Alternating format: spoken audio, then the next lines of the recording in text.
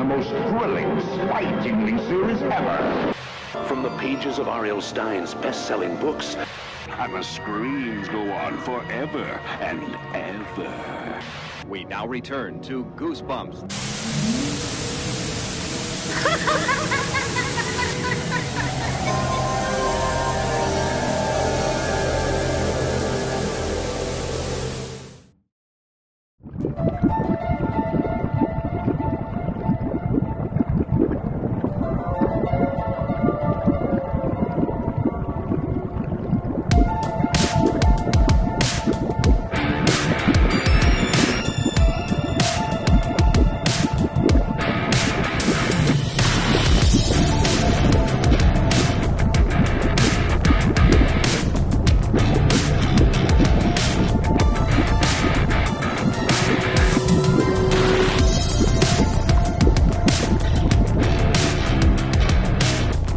Greetings, Goosebumps fans, young and old, big and small, living dead and undead. Welcome back to the Goosebumps Crew Podcast. And as always, I am your host, Isaiah Vargas. I'm joined by my good buddy, Nick Shaw. We are the Goosebumps Crew, and we're back to talk some Goosebumps and maybe some things that are in between.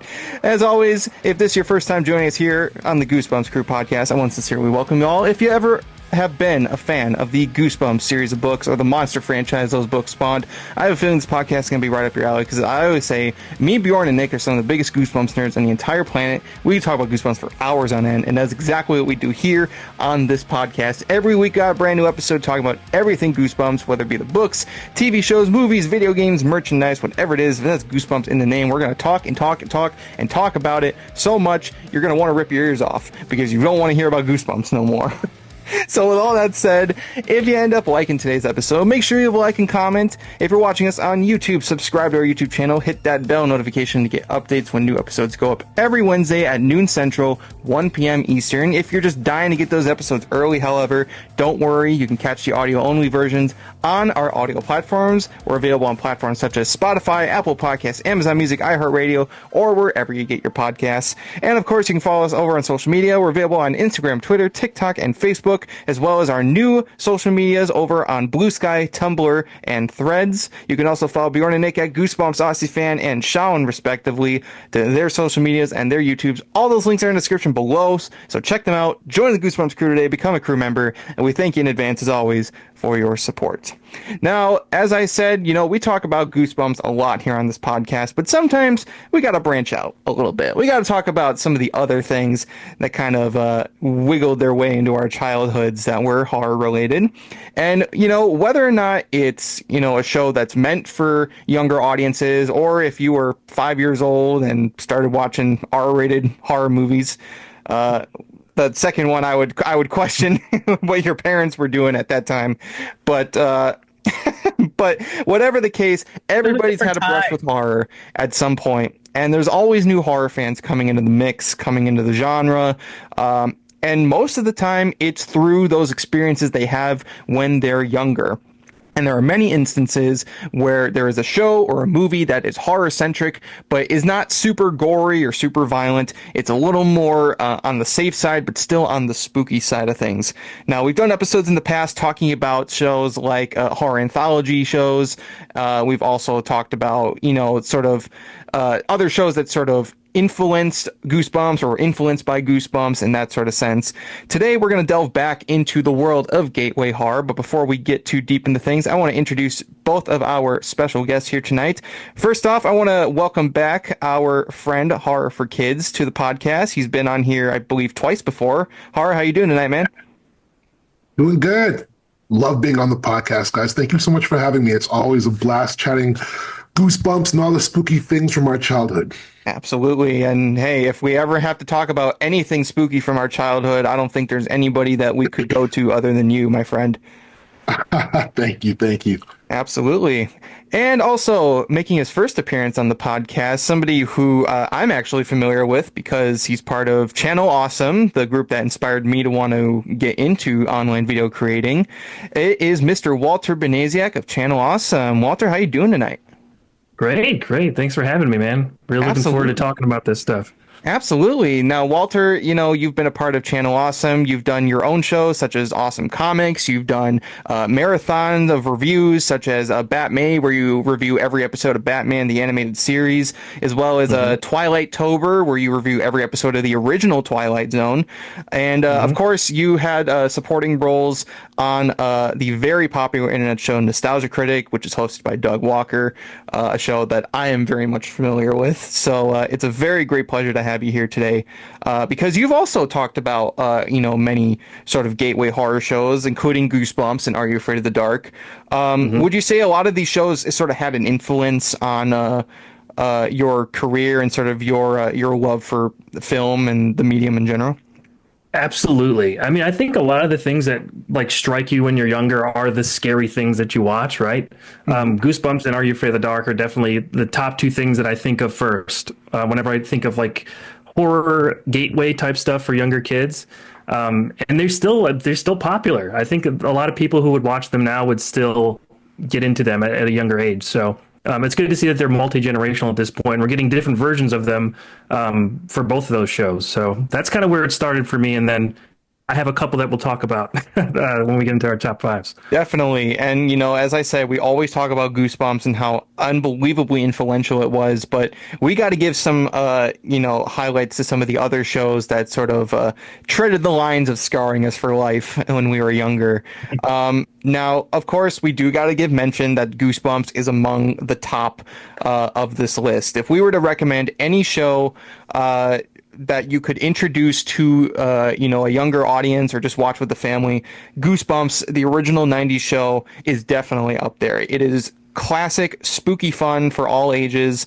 It's a show that, even us as, adults, we can go back and just watch and have a fantastic time, whether it's, good entertaining or just, wow, this is bad sort of entertaining. And there's a great mix of both in the show. Definitely.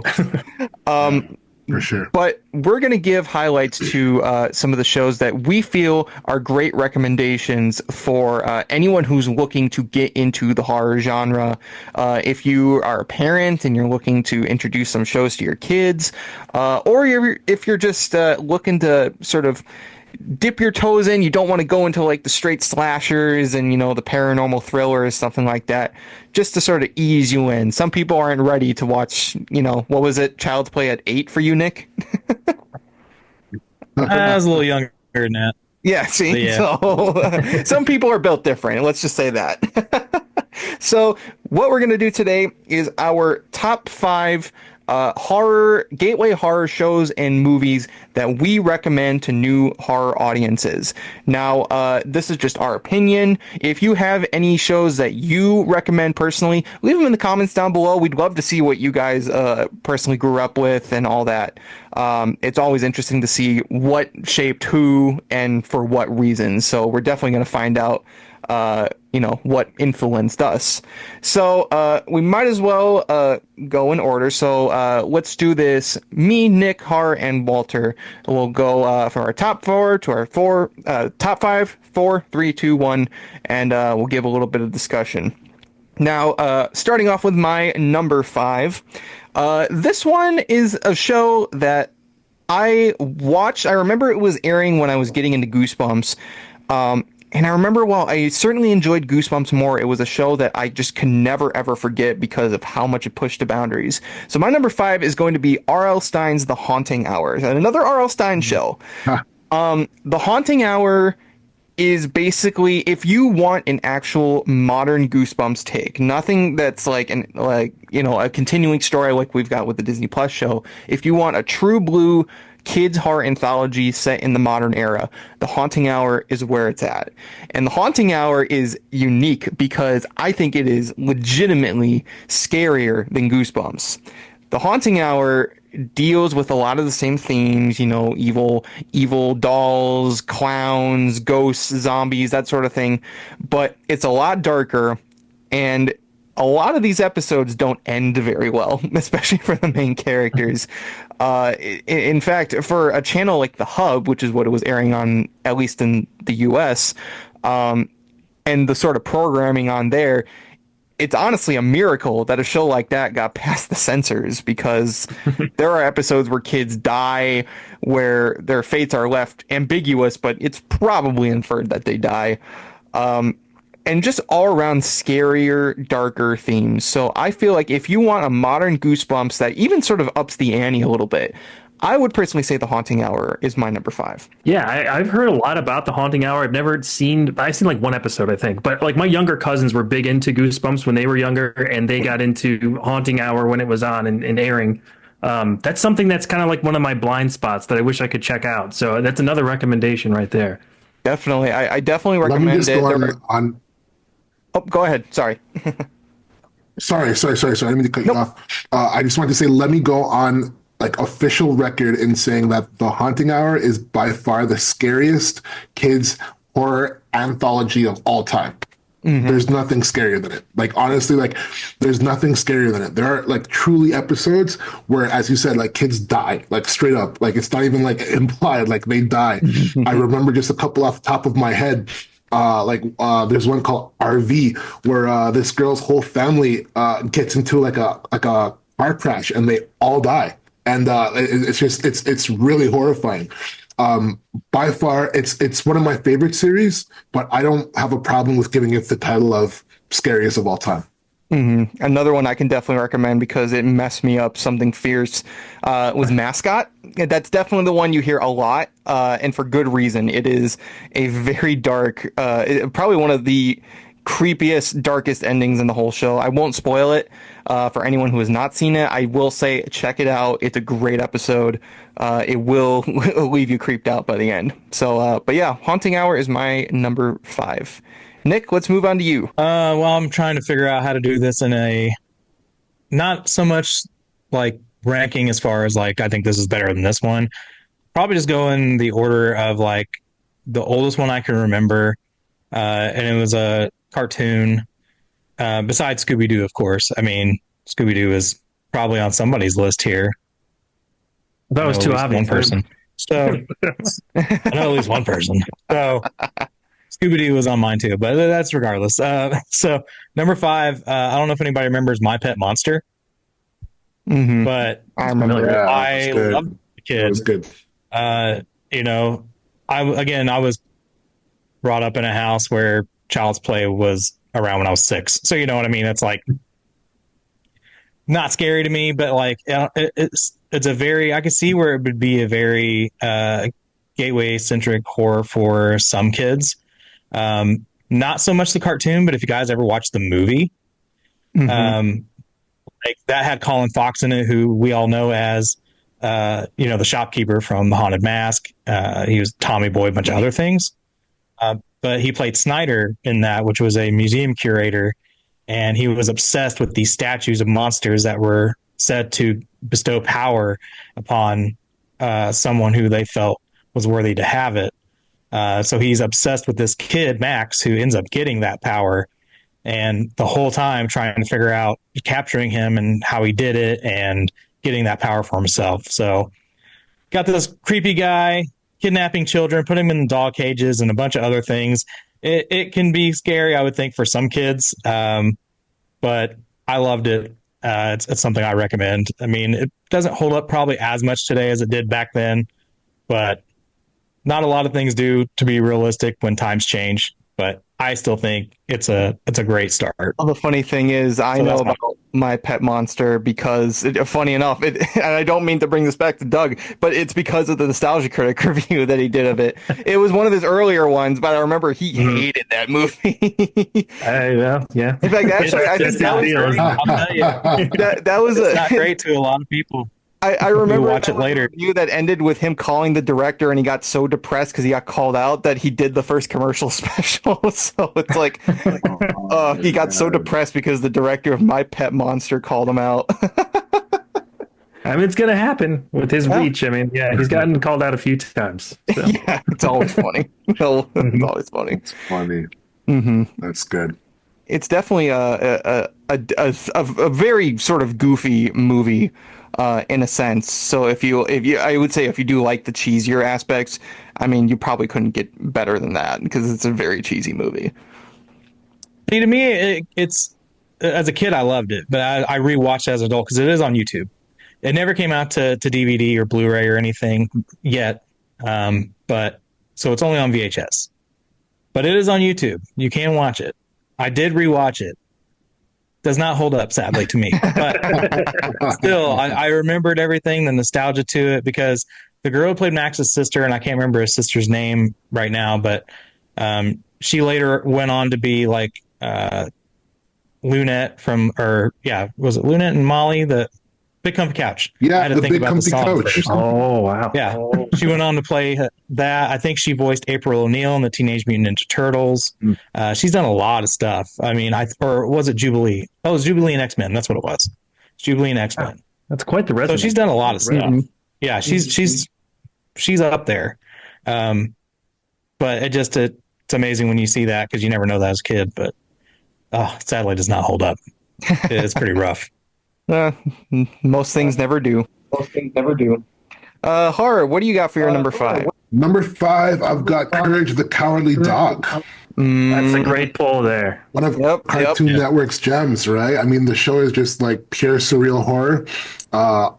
More times weirder than it is scary. And just like, I mean, you've got episodes like King Ramsey's Curse and Freaky Fred that just like stood out to all of us and just scarred an entire generation. Like there's still people now today that like reference like Return the Slab. And so it's it's such an iconic show on so many levels. And it's even like carried on into crossovers with Scooby-Doo and all that now, which is so cool to see. So yeah, I've got Courage at number 5. It's a great pick, man. I loved Courage the Cowardly Dog when I was younger. I mean, like I have not really revisited it as an adult too much, but I mean the mix of comedy and horror in there, because it'll be funny, and then they'll just randomly throw something like a scary image or something. It's like, what did I just see? It was more of like a subliminal kind of thing, you know? Yeah, totally. And I think like all that's what helps to make like a horror show appealing to kids. Is like you got to mix in a little bit of that comedy, a little bit of that fun. Yeah, it has to be fun, right? So. Yeah, definitely. Especially if you're appealing to kids, like it can't be like completely grim and morbid. There has to be some sort of levity. Otherwise, you are gonna scar the kids for life. Definitely. So, yeah, it's true. You always gotta do that. Well, when you look at all the best kids horror, that's really the formula. Goosebumps does it. Definitely. Obviously, like My Pet Monster does it. Anything we'll probably mention, most of these things have at least some bit of humor to break up the scares. Totally. Yep. I mean, you have to have humor, adventure, heart, and horror, and that's the recipe there, right? Definitely. Yeah.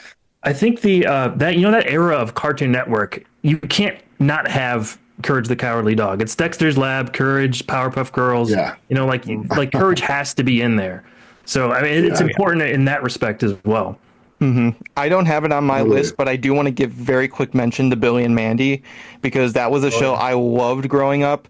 I guess you can say it's an honorable mention for me, but I loved Billy and Mandy. It was more comedy focused than horror, though the first season definitely had a lot of horror aspects, and they kind of continued into the later series. It was one of those shows where they really took advantage of the episodic nature of it. So like they could do anything to these characters and it didn't matter, because they'd be back to normal the next episode. So you could have them. The one in particular I remember, they all end up like knocking over their hourglasses, which is basically like their life. So they knock them over and then they like reverse age, and Grimm lets the kids like revert just to fetuses and then disappear, and then he's followed shortly after, and then that's it. The episode just ends with all the characters being erased from existence. Wow. So funny. It's dark, man. I'll have to revisit that. Oh, it's so good. I got into like a kick it, and actually recently, because they did I don't want to get too off topic, but recently they brought back those characters for the Jellystone crossover. So you got Greg Eagles, Grey Delisle, and Richard Horvitz all reprising those roles, which was pretty cool. Yeah, very cool. Walter, Billy and Mandy, really quick, did Billy and Mandy start as a cartoon short, and then they adapted into a It actually full series. It actually is a really weird story because Maxwell Adams, he's the creator of Billy and Mandy. And the whole show was actually based off his college thesis film. And it was, I think it was called Trepanation of the Skull and You. And it was basically a cartoon with Billy and Mandy talking about trepanation. And that's the process of drilling holes in your head to like release evil spirits, essentially. Oh my gosh. So that's like all it is. And then Cartoon Network got a hold of that and was like, let's make this into a kids show. Yeah. Okay. Love that. But yeah, it was interesting. It was a cartoon. How you guys are with Trick or Treat, the Michael Dougherty Halloween film. I just watched that last year for the first time. Oh, I love that film. It's easily my favorite Halloween film, and because I'm big into Halloween. But that's funny because like Michael Dougherty had a similar situation in that stand. Like he made a short film in college that had a rough version of Sam at the time, and that would later be taken by Legendary and made into an actual film. So that's pretty cool. I like hearing stories about the same thing. College students are just like doing this at the time, but still bring it forward for newer generations, but kind of reimagined it a little bit. I mean, obviously I don't recall ever, Billy or Mandy having Grimm like drill holes in their heads or anything. I mean, I could be wrong. That's the uncut version out there somewhere. Honestly, you know what? Considering how dark that show got, they probably could have gotten away with it in some sense. They probably could have. Yeah, they just that was when Cartoon Network had some grit to it. Oh yeah. They were going hard as the alternative to Nickelodeon at the time, and they were like, you watch Cow and Chicken and Pork Butts and all this weird stuff. The red guy. Yeah, the red guy was just always showing his ass the whole time. Yes. Like, let's out weird Red and Stimpy somehow. I never knew it, but the guy who plays the voices, I think he does all of them. As a matter of fact, all three main characters. Yeah, it's the same guy. Really? And Red Butt, because like he's kind of a buff old dude, but like he posts videos like on Instagram, and he's like in the gym, but he just starts doing those voices in the gym. And it's so weird. So this funny. like buff old guy in a gym, but it's him. He's the voice actor. Great. That is great. The red guy just sounded like, ooh, it's like Cow and Chicken. It was like very flamboyant, almost. Oh, so good. But that's good. Before we get too off topic, Walter, what do you got for your number 5? So this is going to be a little bit on brand for me, but I'm going to go with the original Twilight Zone series. So from 1959 to 1963, it is really the base and sort of the ground level for a lot of the anthology series we got later. I think Goosebumps is at least partially inspired somewhat by Twilight Zone. When you think of anything that's kind of scary and meant for even, an older audience as well, but for younger audiences, I think that the Twilight Zone really was kind of the forefather of a lot of those kind of shows, or that genre in general. There were anthology series before Twilight Zone, but never like nearly as popular. The funny thing about that series is that it connected with kids. It's so weird to go back and read all of these, excerpts from the time and, writings from Rod Serling and stuff, that like that show was really, he was aiming for like the adult kind of perspective, and it still did hit adults and everything, but kids were like infatuated with that show.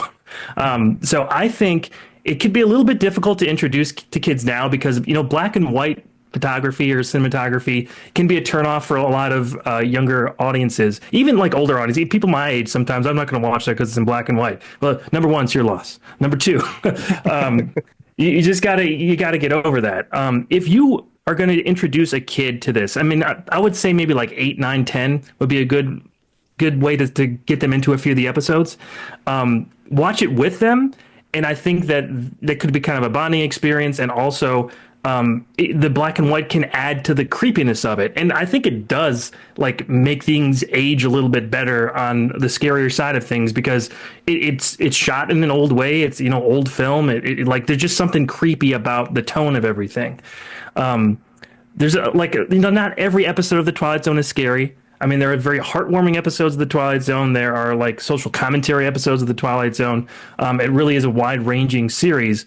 But if you want to get kids into it that are, more the on the scarier side of some of the stories, I think The Hitchhiker is a great episode to start with. something like Elegy, where these guys are on a different planet and turns out to be a big like cemetery. Mirror Image is a classic. A lot of these archetypes that you see in horror films now have a lot of their basis in some of these stories, like the After Hours with the mannequin coming alive and all that stuff. A lot of the original pieces are here. Yeah.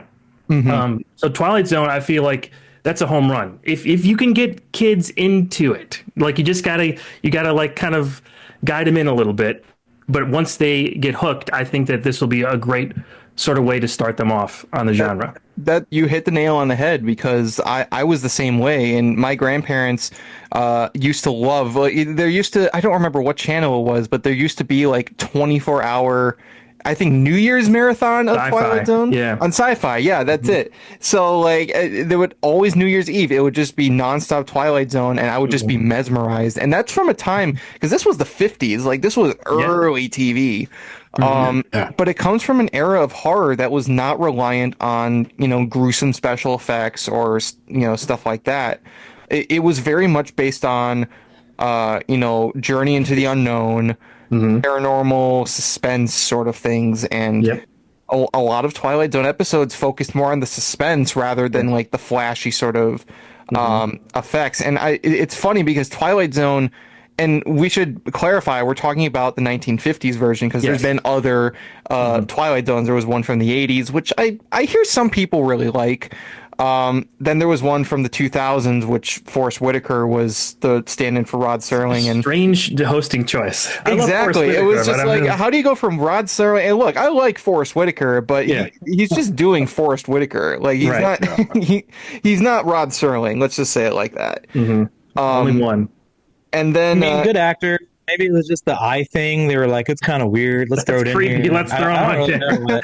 Well, also, you got the job, Forrest. The 2000s one, I just don't think was that great in terms of story ideas. The only one I actually really liked, ironically, is the one where they went back to an original episode, and that was the sequel to It's a Good Life.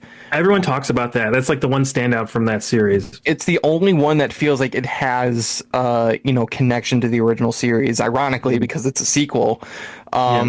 But they even got back, Bill Mummy, who was in that original episode. So it was like, you're seeing the progression of time. So that's the only one I feel is like worth it. And then you had this reboot that I think was on like CBS All Access, and it just the Jordan Peele reboot. It just was like I don't hear anybody talk about it now. It just like completely flew under the radar, and that it wasn't very well received. Yeah, and they got 2 seasons still. And that's a shame too, because it was Jordan Peele was doing it, and I think I remember like seeing the Super Bowl commercial for it. Like this was like the first advertisement for the show, and it was such a badass way to introduce like the new show, because it had Jordan Peele like on an empty field. Like they like pretended there was like glitches in the Super Bowl feed, and then he showed up on the field and he walks through the door and he just disappears on the other side. I was so hyped for that show, man. And then like I got like 4, 5, 6 episodes in, and I was like, I can't do it. I tried so hard. I think one of these days I'll go back and just for a completionist's sake finish, the rest of the first season and the second season. But man, I was really, really let down by that last series, unfortunately. Yeah. I think just the moral here is that you just can't beat the original. The original is always going to reign supreme.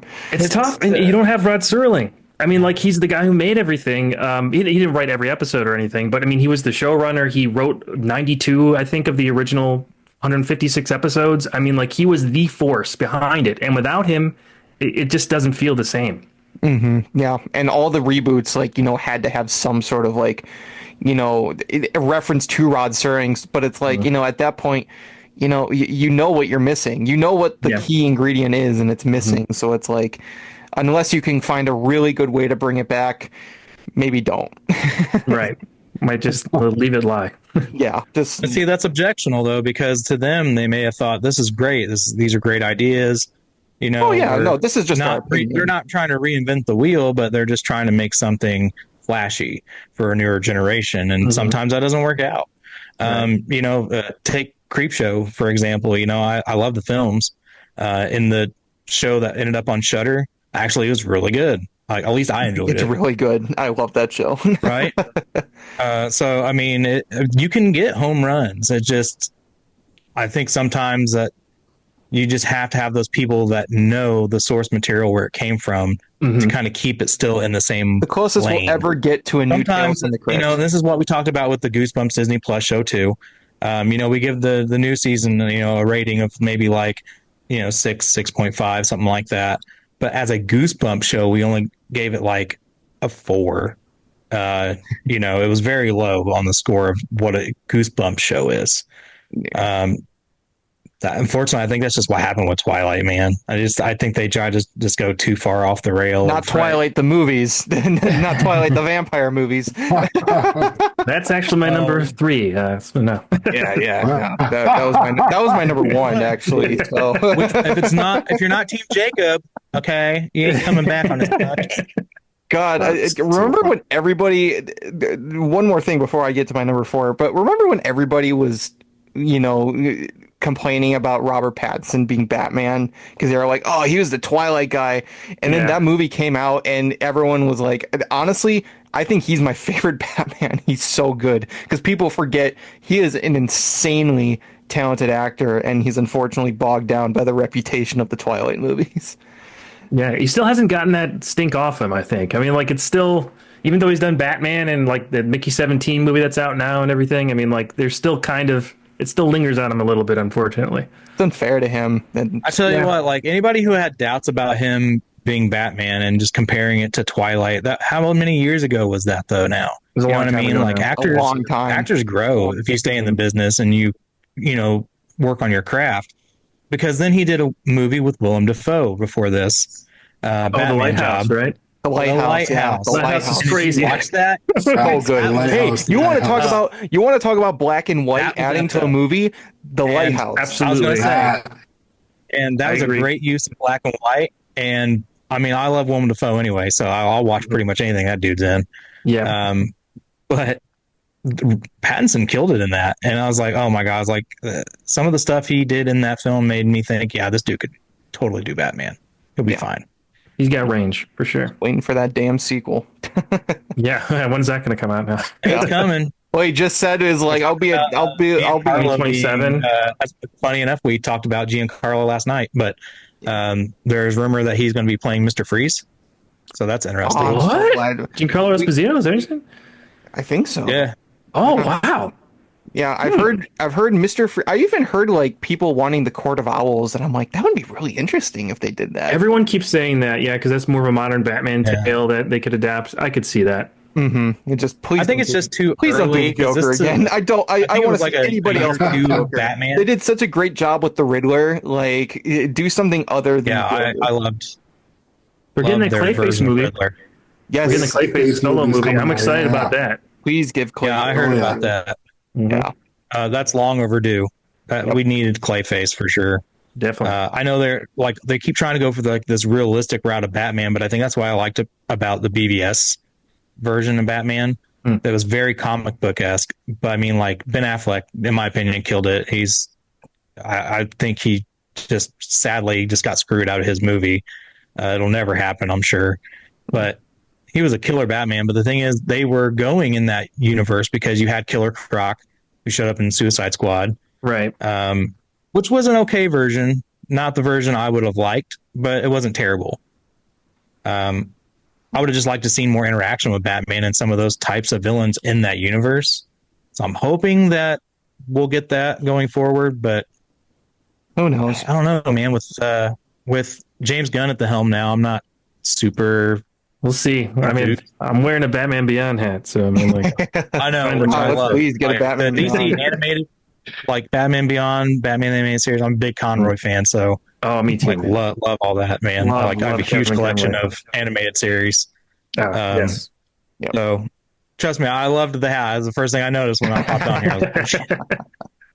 Well, moving on to my number 4 on my list is another show alongside Billy and Mandy that I watched the hell out of when I was growing up, and that's Invader Zim.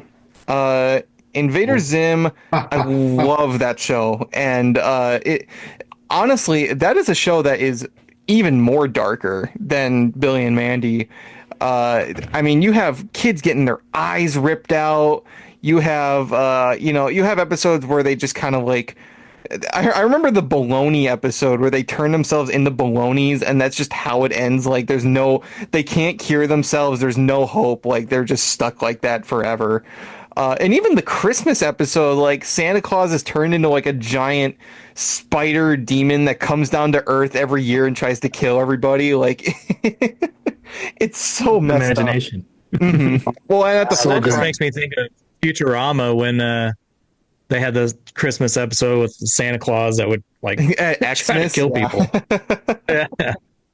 Well, at the center of it too, again, is that element of humor, but this show does it very dark humor. Like it's very like this whole world that occupies an Invader Zim is actually almost kind of like post-apocalyptic. Everything's robotic, everything's bleak, everyone's dumb. Like everyone's really dumb, and it is just kind of like, I guess it's sort of like a contrast between Idiocracy dumb. Oh, maybe. Like, you know that film? I mean, I've never seen it. But no, it's definitely a show that does a really good job of blending like humor and horror, dark humor, and horror. Like some of the episodes are absolutely just disgusting, like harvesting the organs of kids and stuff like that. Oh God, yeah, that one. Right? Wasn't that a good one? But then again, like there's like the comedy behind it's just genius too. Like Jordan Vasquez is just a genius with that. So great pick. Mm-hmm. Yeah. I mean, I even read like Johnny the Homicidal Maniac, which is what he did before Invader Zim. Yeah. And again, another thing where they're like, how did they go to this guy and ask, hey, you should make a kid's show? Even more so than Maxwell, I'm like, dude, this is literally about like the most violent thing you could ever see in comic form.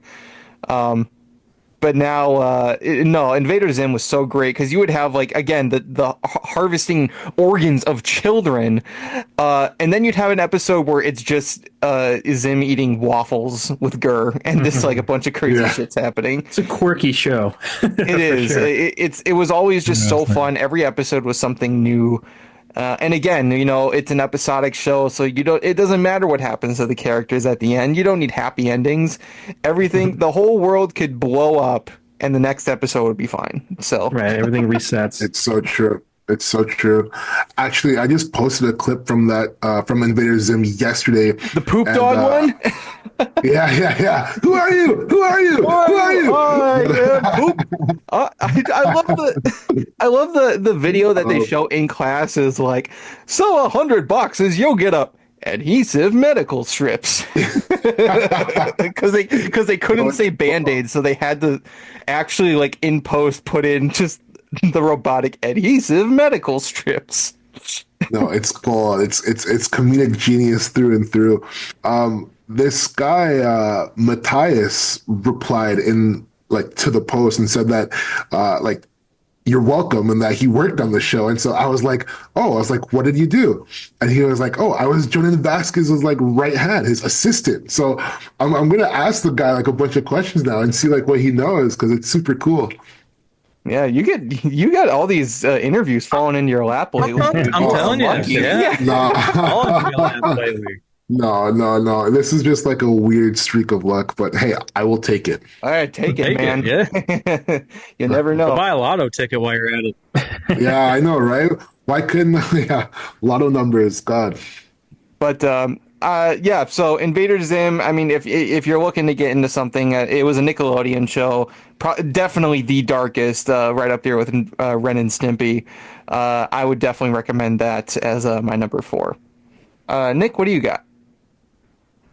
I'm gonna have to check out Invader Zim now. That was kind of after my time because I'm much older, but I'll definitely check it out. I feel like you would love it. Yeah, I think you'd like it. Love it. I think that sounds right up my alley. I'm gonna check that one out. So I don't really know if it's really considered horror, but it does have horror theme to it in a way. Gargoyles. Oh, that's a great idea to put that in there. Oh, all right. Yeah. So when I was like going through like my stash of old seasons that I've got, and I was like, Gargoyles for a kid, I could totally see that being kind of dark and, scary at times because, you had Demona, who had the red eyes and she looked demon-esque. They literally killed a ton of gargoyles when they did the opening, back in the past scenario, and why they all got turned to stone. And of course, Xanatos then later comes in. All the voice actors are phenomenal in that show. If you look any of that up, a lot of them for Star Trek: The Next Generation. But yeah, isn't it weird? I wonder that's my favorite Star Trek. So, but then you had David Keith as Goliath, and that's amazing. That's the best voice you could have had for Goliath. I will, as much as I love him in other projects like The Thing and stuff like that. If I got to meet him at a con, I'd probably get something Gargoyle signed. I'm not gonna lie. So, but Gargoyles, man, like the opening theme song to yes. You just see the claws going into the stone. Like everything was about that was great. They had that episode too, that shooting episode where like they had to censor the blood and all that, right? Like that was a dark, quite progressive. Yeah, that was pretty cool. Pretty cool thing to have. Yeah, I mean, it definitely among the Disney animated shows, especially for the Disney afternoon, all those shows were, bright, bouncy, colorful, like very non-threatening in many ways. And then you have Gargoyles, which is like the complete polar opposite to all of that. And it was badass. So yeah, absolutely. Yeah. I remember people talking about how it was like Disney's answer to Batman the Animated Series to go with a darker, more gothic route. Yeah, it's just so memorable. Just the concept in general. It's just so fertile for stories, and you could get so much great imagery out of it. I know, speaking of Jordan Peele again, there's all those rumors that going back years now about him making a Gargoyles movie. I wonder if that's ever going to happen. I would love to see something done with that series again, either as a streaming show or a movie. Just like there's more to mine from it. Definitely. If they could do something like they did for X-Men '97. I'm all about it. That's a great idea. Yeah, they can do something like that. I'm all about it. These not episodic, story-driven shows, they could definitely, if X-Men '97 proved anything, they could do continuations and not skip a beat. It really worked for X-Men '97. They could definitely do it for Gargoyles. So, here's hoping. It was a great show. I mean, they brought back DuckTales, they could do Gargoyles. No, I don't think that's a misplaced pick at all. I think that's a perfect pick, actually. So, totally. Horror, what do you got for number 4?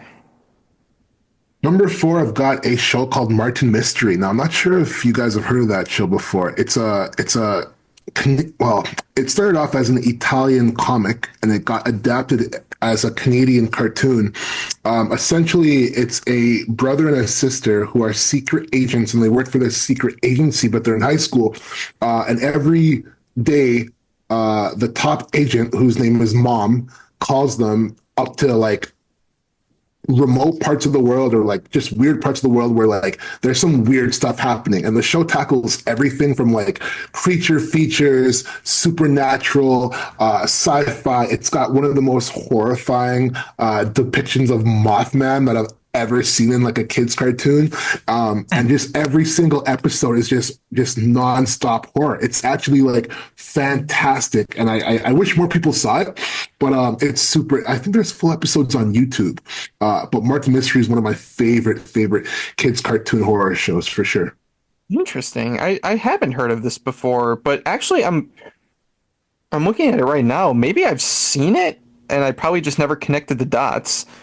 I've posted about, so it's actually the same animation team that made Totally Spies, and they had a crossover episode too.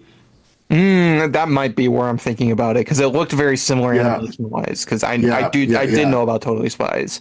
Martin Mystery was a lot more horror rooted than Totally Spies. Every single episode, I'm talking possessions, abductions. It was really cool. Absolutely. I'll have to check that out because that sounds awesome. Yeah. 100%. Walter, what do you got for number 4? Yep.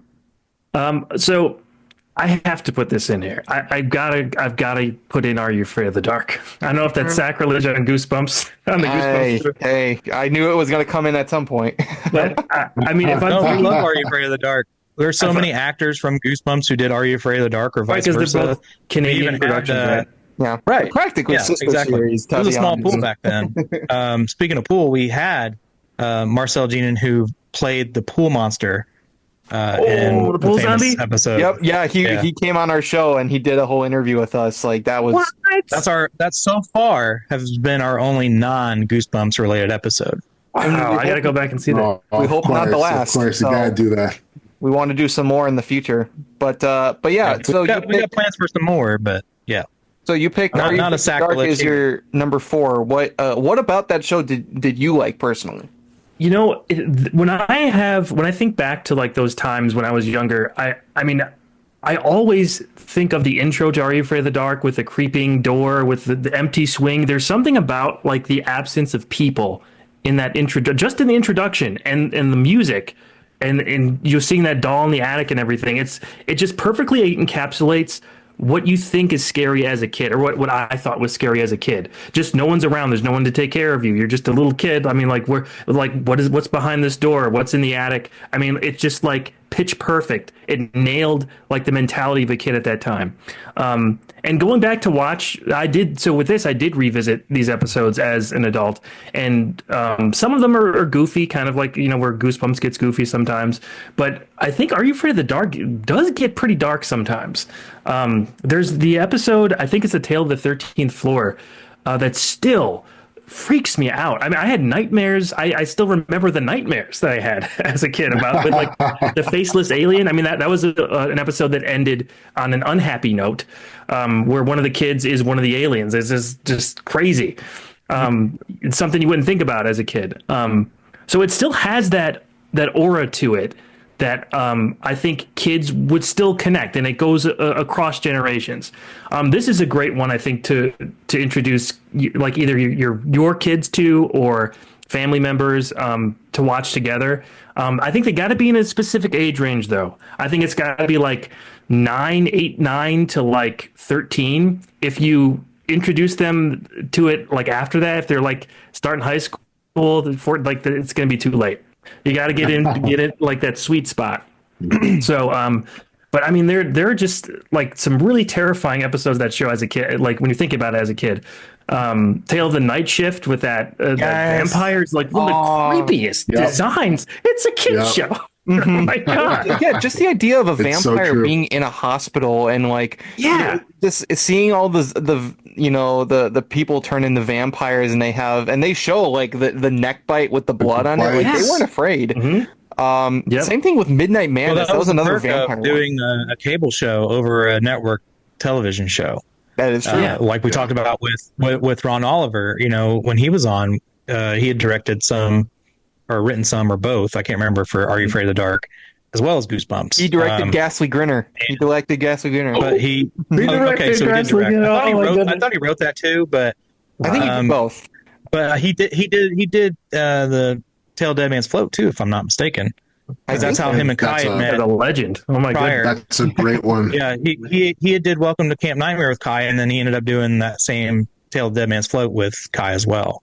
So I'm pretty sure. I'll have to double check. Like, but even in the latter seasons, yeah, totally. And so many people kind of fell off before like the latter seasons, but they're great too. They're really scary. There's an episode called the Gruesome Gourmets, or Gourmet Gruesome, something like that. But it's essentially cannibalism in a kid's show, and these people are going into like this apartment, and they're showing up at, like they're hanging in the freezer. Like it's terrifying. It's terrifying. And that was like, I think season like 7 or something like that. But it was one of the later ones, and it's just like through and through. Are You Afraid of the Dark? I know we're on the Goosebumps podcast. I promise I have it higher than Are You Afraid of the Dark on my list. But Are You Afraid of the Dark is my personal favorite kids anthology of all time.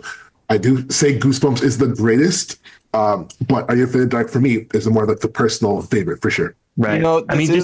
This is Goosebumps Crew, but I will say that Are You Afraid of the Dark is 100% welcome here because it's just as awesome. As I said, I basically, because of how much production and cast members and crew that they shared with Goosebumps, they're basically sister series. I personally feel.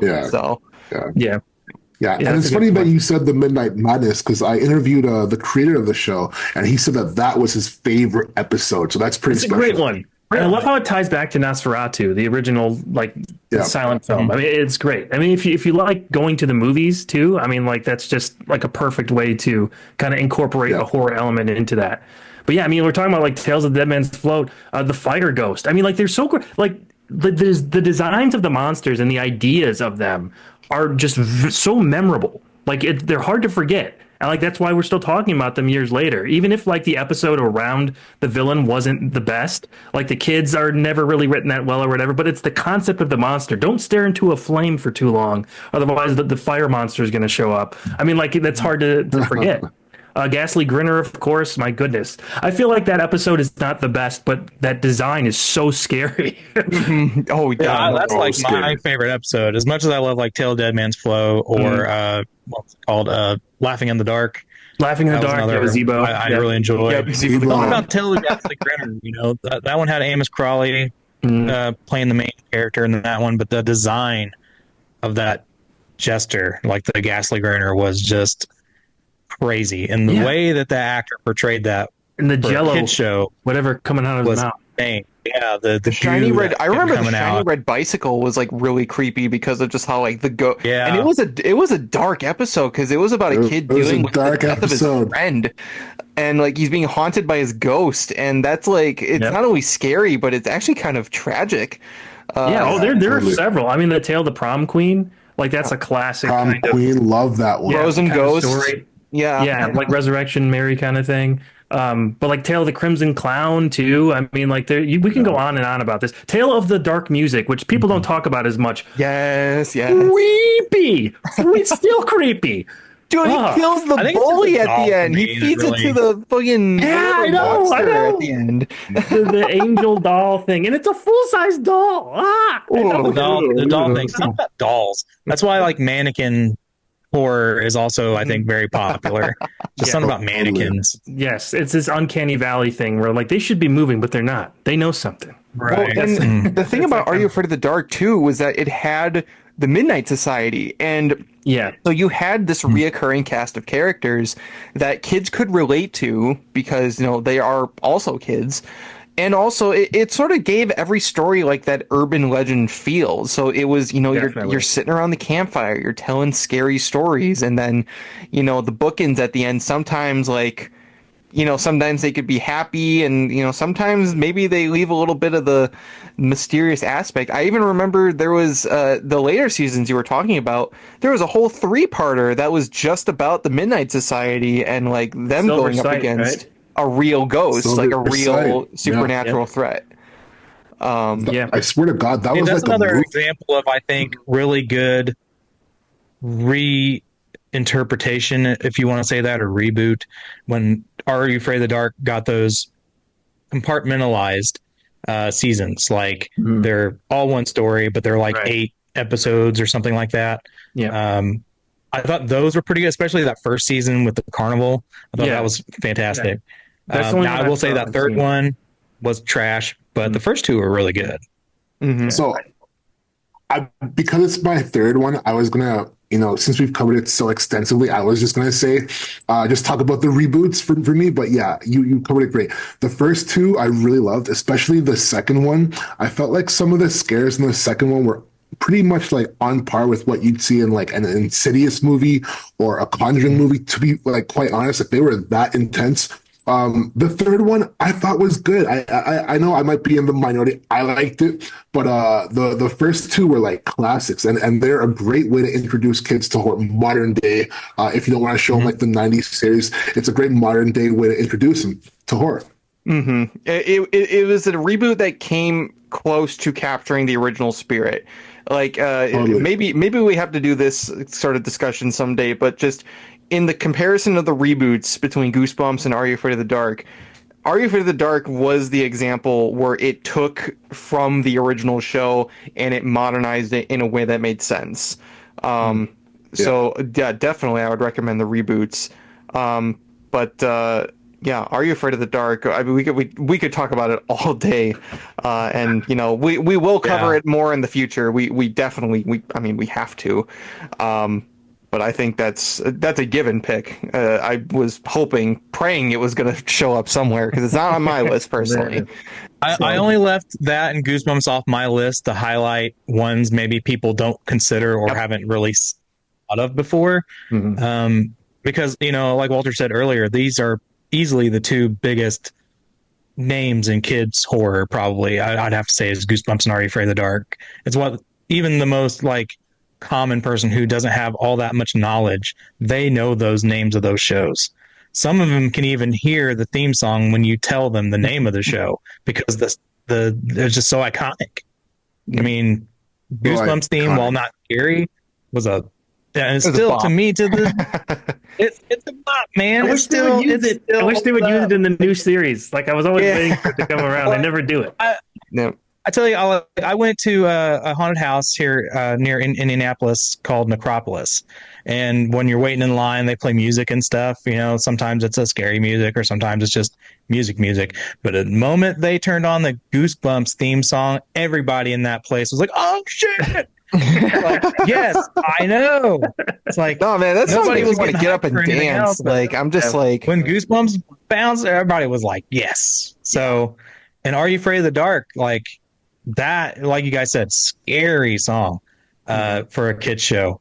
When you hear that, I could hear that in a horror movie or a haunted house. You would know it's Are You Afraid of the Dark, of course, but it fits still. That's the crazy part. I can't play Goosebumps in a haunted house when I'm actually trying to get scared. Yeah. But, I could play Are You Afraid of the Dark and probably scare some people. Because it's half sound effects and it's just, it's all atmospheric, Yeah, it's almost the child laughter, the squeaking of a tricycle, and the whole thing, man, the sloshing of the water on the boat like that. So it's great. It's fantastic. Moving on to especially near the end, the voice thing that they do. I don't know who does that for that, but they do. Oh yeah, the little great job making it almost. Creepy. Yeah, I can't do it because my voice sucks for that, but still, you know what I mean. Well, moving on to my number 3, I have a movie. And it's a movie that scared the hell out of me as a kid, but as I got older, I just loved this movie. I watch it every year. And that's going to be Monster House. Monster House is such an incredible concept for a movie because it's about a house that is a monster. The monster is the house. And it's basically these 3 kids find out that the house next door is haunted by a ghost, and basically the whole house comes to life and it eats anything that comes onto the lawn. Whether it's people or dogs or, really anything. It eats a whole cop car. It's such a great movie. It's such a great concept. It was one done by Robert Zemeckis' ImageWorks. It was that sort of motion capture era of animated films. And because it is sort of a more scarier movie, I feel it actually kind of works because it adds to the uncanny valley of it all. Unlike something like Polar Express, where it's uncanny and it kind of distracts from, some of the more charming aspects of things, but here nor there. Monster House is also great because it's unbelievably hilarious. The writing, I believe it was written by Dan Harmon, who you may know from Rick and Morty and stuff like that, and Community. And it's phenomenal. It is such a hilarious movie. It actually is kind of like that PG writing because they talk about beer and stealing drugs and stuff like that. I don't know. The casting was so great. You got Steve Buscemi, and he's always great. The kid actors I felt did a really good job.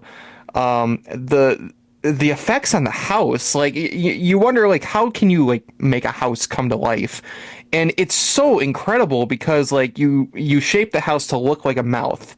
You have the door here, the 2 windows are the eyes, and then just how it morphs into a moving face, or it'll manipulate the trees almost like arms. It's so good. I can't stress enough how just unbelievably imaginative you have to be to come up with a concept like that. But it's a great movie to watch around Halloween. It is technically a Halloween movie. It takes place on Halloween. It's always one that I remember was playing on Cartoon Network, so it was a yearly tradition to watch it. And like I said, it's funny, it's imaginative. It's actually kind of tragic and has an emotional ending. And I think it's really, really well done. So Monster House is my number 3 for recommendations. Yeah, another tie into Trick or Treat, because Douglas Pipes, who did Monster House's score, also did the score for Trick or Treat. Mm-hmm. Wow. Because Michael Dougherty loved Monster House and he loved the score. So Monster House, like for anyone who loves Halloween themed or even like a fall themed nostalgic vibe to a movie, it's like the holy grail. Like I one of my favorite scenes isn't even like horror related, but it's when that kid is playing in the not even vintage, the arcade, and like he's playing the game. I forget if it's pinball or something like that. And I'm just like, oh yeah, Skull, yeah, yeah, like that was the vibe, man. That was the vibe. On like that was Napoleon Dynamite, John Heder. Yeah, yes, that's right. So the casting was amazing. So many memes, especially like where he finishes the game and he starts to run out, and then he just kind of like and he runs back and he grabs the candy bar and it's just like and then he runs out again. So good. Oh man, I could sing the praises of the movie. I've watched it like 1,000 times probably because it's one of my favorite Halloween movies. So yeah, Monster House, that's my number 3. Nick, what do you got for number 3? Well, when you said Steve Buscemi, that I'll throw an honorable mention out there for people. It's not an older film, but it is, I think, a good one. Again, it depends on the age range because there is some adult humor in it because it has SNL cast. But Hubie Halloween's actually an honorable mention for people. I'm just saying, like, I thought it was hilarious. It was funny. It had a lot of, good humor in it, but some, scares. But some were funny scares too. Good humor in an Adam Sandler movie? But I don't know. It does, right? I'm giving him shit. I was going through like a mental breakdown, but I watched that movie like every single day for like the entire year it came out. I kid you not. I watched it. I went to sleep to it every single day. Hubie Halloween, great pick.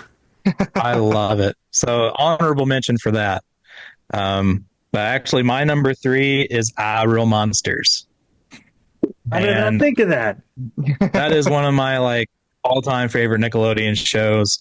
I like have the complete season because like when it came out, I couldn't believe it was only like $15. I was like, you guys should be charging way more for this show. It's so damn good. But I'm glad it was only $15 too. So, Mondo even just released like figures for it, so I don't know if it's making a comeback or something, but like I had to buy the figures too. They're amazing. But oh man, Real Monsters, like it's one of those shows like I don't know, like the art style is a little unique, and it was like Nickelodeon at the time. It's like Rugrats artwork. Yes. I don't know if it was the same. It was the same company, Klasky Csupo. Was it? Yeah. Okay. Mm-hmm. That makes total sense then, because there were similar things like, not a complete straight line on some things like Ickis's mouth or something had like little spriggles or something. But it's really interesting to have a kids show where like you have this tall, slinky female monster who's black and white, but she pulls her insides out to scare you. And that's okay. Kid show, whatever. But, and Monsters Going to Scare Kids came out before Monsters, Inc. Mm. Yeah, that's right. True story.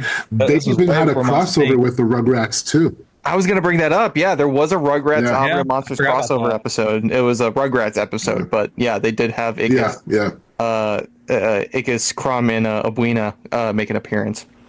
Mm-hmm. Yeah, I forgot about that. And they even had like a Scooby-Doo homage scene of them all running through the rooms and all that. That was really fun. I just think back to Fairly Odd Parents is just like, meh, it's a chase scene. Literally.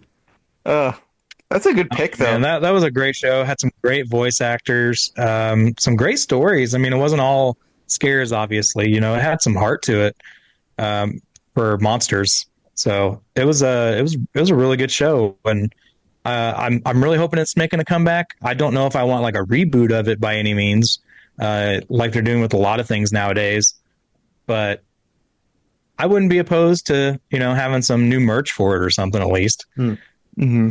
But oh man, like that show back then, I think was completely underrated. I think it's because there wasn't like we've talked about before, like the 90s market was flooded with horror for kids, like flooded. And I think there was an oversaturation, so it didn't get as much love as some other things. But I think it's getting that love now, which is really cool. But yeah, number three, Real Monsters. It's an imaginative show, like great designs. I mean, just how they scream the title. Real Monsters, yeah. Fantastic. Yeah, it's a weird title to say just in earnest, but yeah. Mm-hmm. That's funny. Horror, what's your number three? My number three, like I said, was Are You Afraid of the Dark? But I'm going to pivot. I'm going to pivot into a movie, and that's going to be Scooby-Doo on Zombie Island. I think that's one that was such a turning point for the franchise, and shifting from the classic formula of unmasking fake monsters to actually dealing with like real supernatural threats. And like just the whole vibe of the movie, which is, it just took such a turn from the usual lightheartedness of Scooby-Doo into like a genuinely creepy visual all around, like the zombies, the music. The music was just awesome. It's my favorite Scooby-Doo movie outside of like the real ones, the live actions. Scooby-Doo on Zombie Island was such a scary like event, and like even the promos for it, if you look back, like they really advertised it as like a zombie movie, right? And so it was unbelievable. The monsters are real, like that was all of the marketing. Mm-hmm. A lot of hype behind this movie. I remember seeing it. I remember sitting down to watch it. This is 1998, it says here. 1998, that's right. So I was like 9, maybe 10. I mean, like that was, this was an event. We all sat down to watch this, and it was, these are real monsters. What is going on? Well, you got them like the scene where they're trying to like take the mask off, but it's not a mask, and they rip the zombie's head off. Like, the whole Louisiana swamp vibe, just crazy.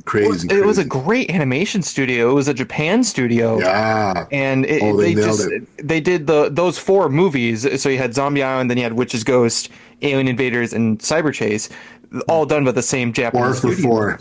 Yeah, it was a quadrilogy, and like they're all super nostalgic movies. I'm a little mixed on the last 2, but the first 2, Zombie Island, Witch's Ghost, those ones are top of the line. Like those ones are for any. I think Zombie Island gets probably the most love out of all those for sure. It's funny, like everything you guys pick, I swear I can just, like, because Mike Doherty's a big Halloween guy. Guess what showed up in Trick or Treat for a second on TV? Scooby-Doo, Zombie Island. Yeah. Scooby-Doo, I mean, that's just how popular it was, though. Such a, in the 90s, like, why was it such, like the original Scooby-Doo show? It went through such a renaissance. It became more popular than when it was first on. Like, I wonder why. I guess maybe it's part of that horror boom for kids in the 90s, but I was just about to say the original show came out 60s, 70s, and then the 90s it was on all the time. It was on all the time. Yeah. And I guess a slight spoiler alert, because I'll be able to explain a little more about that when I get to my number 2. But no, it really did. It really, really did. And I think it was just because Cartoon Network was becoming so popular and mainstream at that point that because they were having such great success with their original programming, and that they still had, the rights to all the other, Hanna-Barbera, I think they were just like, hey, Scooby-Doo's doing well in video sales. Like we're releasing all the old episodes on video. Like maybe we should try doing an original movie. And it was, even though it was direct to video, it was still very, very popular. You can watch the like retailer promos that they would send to like video stores, and they talk about like these sold like millions and millions of copies.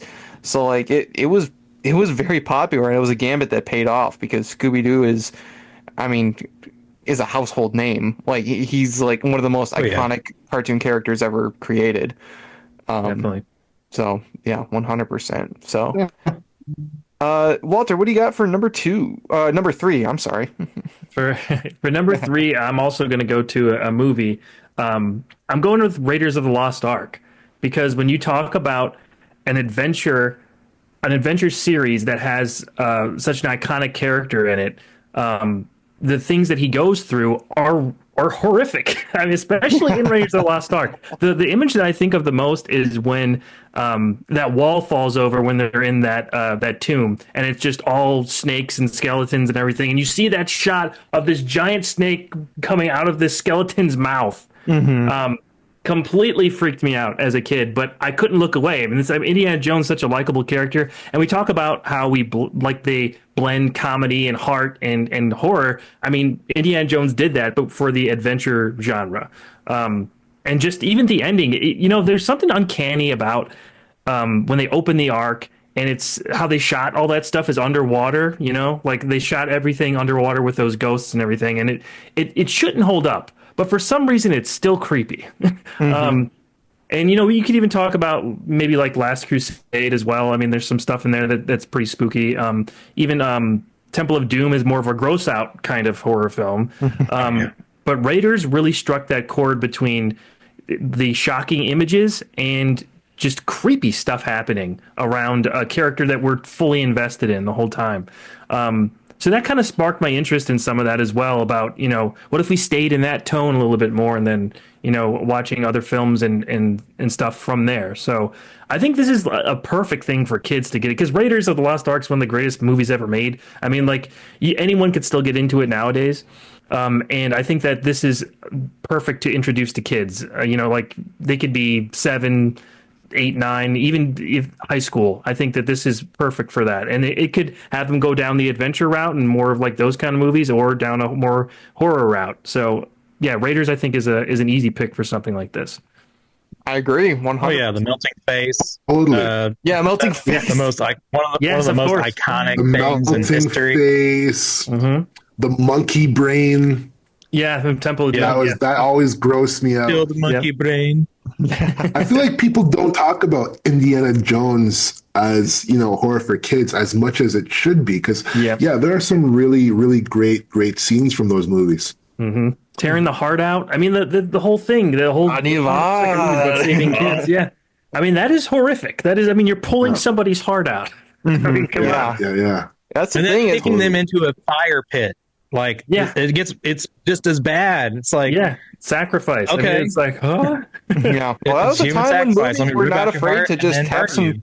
Again, movies and shows were not afraid to have some balls back then. Yeah, like absolutely. They didn't care. They didn't care if they had a PG. PG wasn't like how it is today with Frozen and Inside Out. It was it was like Gremlins. It was like Ghostbusters. It was those kinds of movies.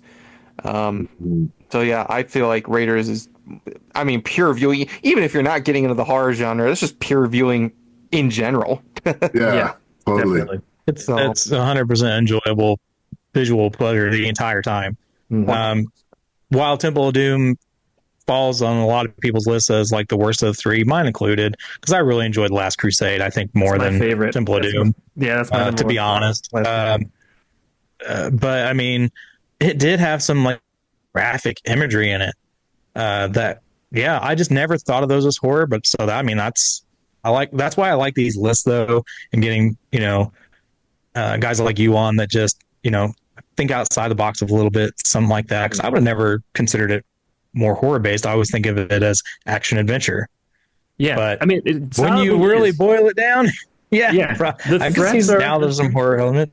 Yeah, the threats are horror in that film, especially the first one. Yeah, definitely. Well, moving on to my number two, of course, we already sort of covered on it with Scooby-Doo, but it is Scooby-Doo. Scooby-Doo was not only the first horror thing I got into, but it was the first franchise ever that I like really, really latched onto as a kid, like as a really, really young kid. If I have to specifically say what, we already covered Zombie Island, so I'm going to go with the original Scooby-Doo, Where Are You? Because many people forget, they think about Scooby-Doo, they think it's like, harmless kids, show. But actually, the original Scooby-Doo, Where Are You? Is pretty creepy. It was done with, the creepy mystery aspect in mind. The backgrounds are there's never a scene, well, I shouldn't say never, there's very rarely a scene during the day. every other shot is at night in a spooky house or a swamp or like an abandoned building, like some sort of thing. It's always abandoned. And the monsters, while not graphic, they can be creepy. The phantom shadows from Night of Fright is No Delight, or the spooky space kook, which is definitely talked about a lot. The creeper, like a lot of these iconic monsters from Scooby-Doo came from the original show. The music was fantastic. It was like, it could be, joyful at times, but it could really lay on like the sort of spooky nature of it all. It was a vibe. It's something that I don't feel like really any other Scooby-Doo show or movie besides something like Zombie Island was ever really able to catch. I feel they leaned too heavy on the comedy, and then nowadays Scooby-Doo is very much a kids franchise, and I mean that like it's pretty sanitized. It's not really that threatening. Another Scooby show I liked was What's New Scooby-Doo, and that was sort of like the 2000s version of Scooby-Doo, and I love that show. The theme is so catchy. It's great. Simple Plan. Yeah, that was Simple Plan. Another banger. That was Simple Plan. Another banger. It's actually funny because they did an album version of it a few years ago, so they came back together to do that song, and I think they even do it at concerts. Like every once in a while when they're performing live, they'll just be like, "Hey, anybody remember that one show we did the theme song for?" And they're like, "Yeah!" And then they play Let's Do Scooby-Doo, and like everybody starts freaking out. Like it's so cool. I would go crazy. I love it. It's just so cool how awesome like they are to have not left that theme song behind. Like they're just embracing it because as they should. But what's it just sounds like one of those like 2000s fun rock songs that you'd see in like a movie, like one of those movies that or listen like I don't know Tony Hawk Pro Skater or something like that, where just like the soundtrack is just really really cool and fun, Yeah, just the riffs in it. Like it's a very punchy song. I just can't explain it, but it's just such an amazing bop. If I didn't have such a nostalgic attachment to the Where Are You theme song, it'd probably be my number one for Scooby theme songs. But What's the Scooby-Doo was great, and I love that show, but I don't think it was that scary, per se. The original show, I did have nightmares about because it had that atmosphere to go alongside it. And there's people who do videos about, like, why was Scooby-Doo, like, secretly kind of terrifying? In that sort of sense. And even the fact that it's an old Hanna-Barbera show, like everybody associates Hanna-Barbera with the limited animation, reusing assets and cells and stuff like that. And it's definitely there in Scooby-Doo as well. But I never really caught onto that as a kid. I was just kind of like sucked in by the story. I love the mystery. I love the monsters. I definitely love the monsters. Like it was one of those things where I'd get scared by them, but I wanted to see more of them. So that was always just a fun time. So I could go on and on and on. If you had to squeeze my arm or force me to choose a specific thing from Scooby-Doo, I would say Where Are You? But I think Scooby-Doo in general is a fantastic place to start for horror. Oh, yeah. Absolutely. Especially for little kids. Yeah, like very little kids you can introduce. I got into it when I was like 3. Yeah. So I was a young buck on that one, but definitely, I feel like if you were to introduce anything at a very young age, it'd be Scooby-Doo. Do you know if it was like how popular was it when it was first on? Because we mentioned earlier, it was like exploded in the 90s, but when it was on in the late 60s and 70s, was it like as iconic? It was. It's a very interesting story. In fact, actually, somebody we have on occasionally is named Sid. He has a channel called Dr. Wolfia, and he's a huge Scooby-Doo fan. Oh, yeah, I did talk to him, actually. Yeah. Oh, you did? Oh, that's awesome. Yeah, we've had him on a few times, and he's great. He's a great friend of mine. And he loves Scooby-Doo, and he did a great video talking about the history, how they were basically trying to do something that was akin to something like the Hardy Boys, and especially Archie, which was very big around the time. And somehow it was one of those shows that just clicked. Like the formula, it's one of those shows that has a formula, and it just kind of works. And I don't know like how unbelievably popular it was, but it was doing really good in the ratings. It beat the Archie show. It beat the Hardy Boys. very, very quickly, and it just kind of caught on. I mean, they did all these different spin-offs. They added new characters, Scrappy, and yeah. Scrappy.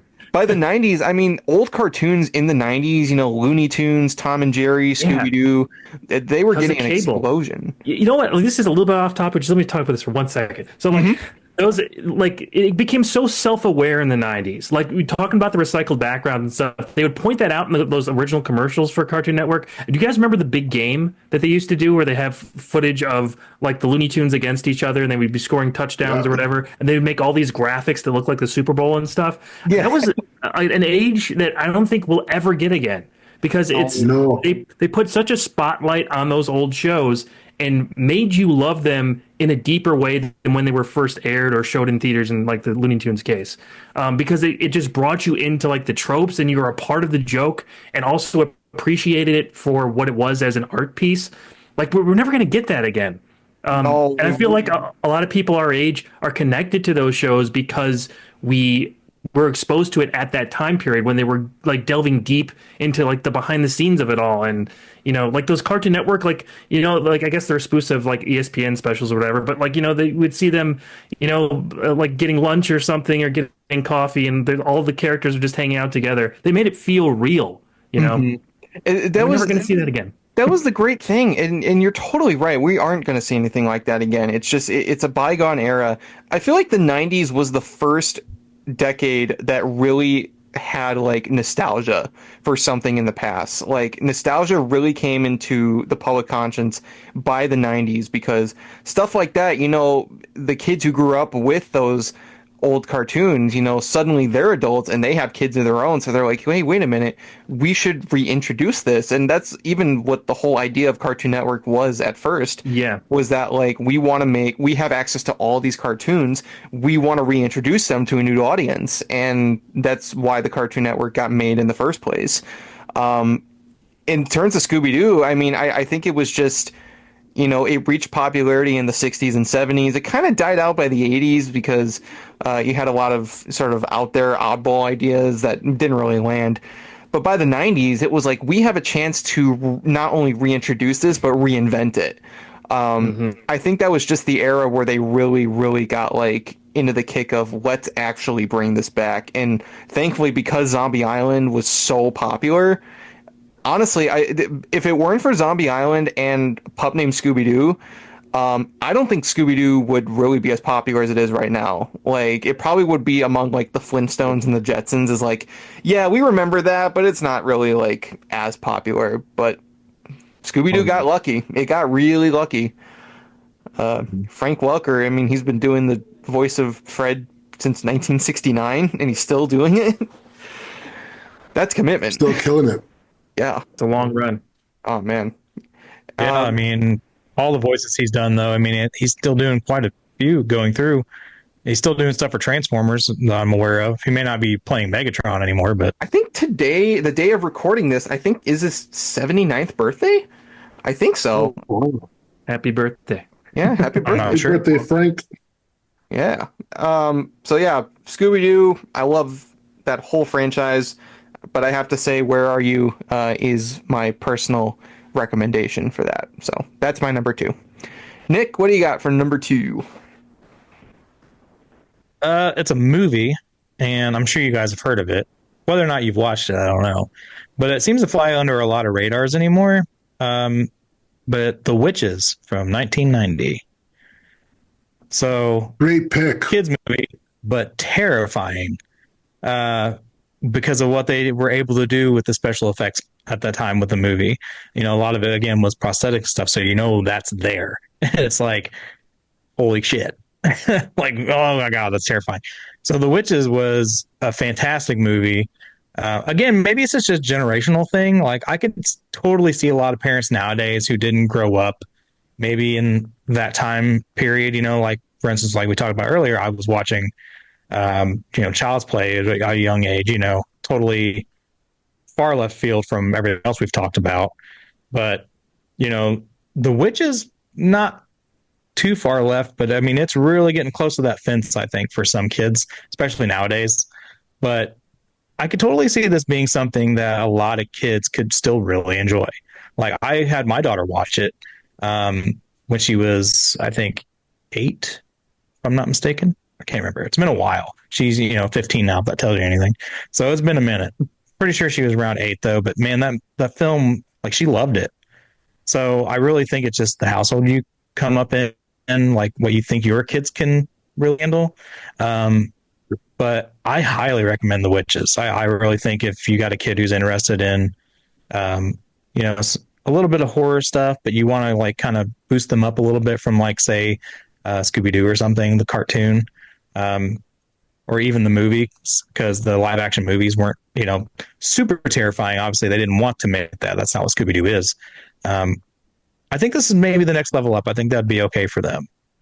Mm-hmm. It is absolutely. I mean, you kids, horror movies are as like boldly terrifying as The Witches. Angelica Houston's nightmarish like transformation scene, and the way she like just peeling off all the witches just peeling off their disguises, the body horror elements of the kids turning into mice, yes. Like all of that is just made for a fantastic movie. I agree. Absolutely. It was always a movie I see clips and it would freak me out. Have I seen it? Did you ever watch it? Yeah. Yeah, I've seen it. I remember as a kid. I remember as a kid though, I would because I would get those Scooby-Doo tapes and I would see clips for that movie, and it would always freak me out. I remember it was one where like one of the kids is in like the bag, and it's just like, "Hello, Dad," and then it's just ah. Yeah. That always freaked me out personally. I'm just like, what the hell is that? No, The Witches is great. I don't know really what anyone thinks about the remake, because I saw that too. The remake I thought was just kind of it's okay. It's all right. It was an interesting experience. Was that the one with Anne Hathaway? Or it was Anne Hathaway as the main villain. Yeah, okay. Yeah, it was Anne Hathaway. Okay. That's what I thought. I thought that was her in that. She did her watched best. that one time. Yeah. Yeah. So, good pick. Very good pick. Horror? Great pick. What do you got for number 2? At number 2, I actually had Haunting Hour. Just because, as I said, it's for me the scariest kids horror anthology of all time. Some truly terrifying episodes. We covered that, but I'm going to pivot into a movie. I'm going to pivot into Coraline. I think that Coraline, which came out in 2009, one of the most effective gateway horror films, because you know what.